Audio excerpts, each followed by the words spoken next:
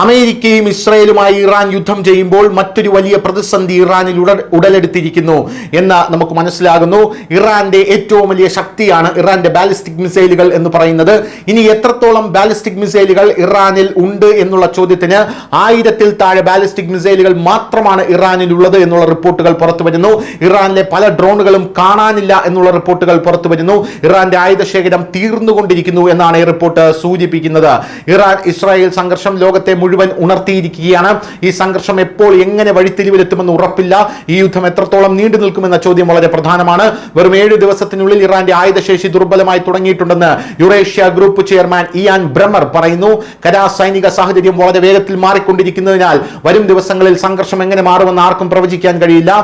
ഷഫ്കിന് നൽകിയ പ്രത്യേക അഭിമുഖത്തിൽ ഈ വാരാന്ത്യത്തിൽ ഇറാന് ആഴ്ചയുടെ തുടക്കത്തിൽ ഉണ്ടായിരുന്ന അത്രയും ഡ്രോണുകൾ വിക്ഷേപിക്കാൻ കഴിയില്ലെന്നും അദ്ദേഹം പറഞ്ഞു. ബാലിസ്റ്റിക് മിസൈലുകളുടെ എണ്ണം 1000-ൽ താഴെയാണ്.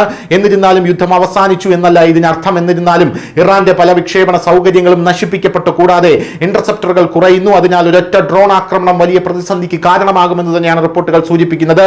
ഇന്ന് ഹിസ്ബുള്ള 6 മിസൈലുകൾ പ്രയോഗിച്ച് ആക്രമണം നടത്തിയതായി ബ്രന്നർ പറഞ്ഞു. മുമ്പ് അവർ 40, 50, 100 മിസൈലുകൾ വിക്ഷേപിച്ചിരുന്നു. ഇപ്പോൾ എണ്ണം വളരെയധികം കുറഞ്ഞു. ഹൂത്തി ഗ്രൂപ്പ് പ്രതികരിച്ചിട്ടില്ല.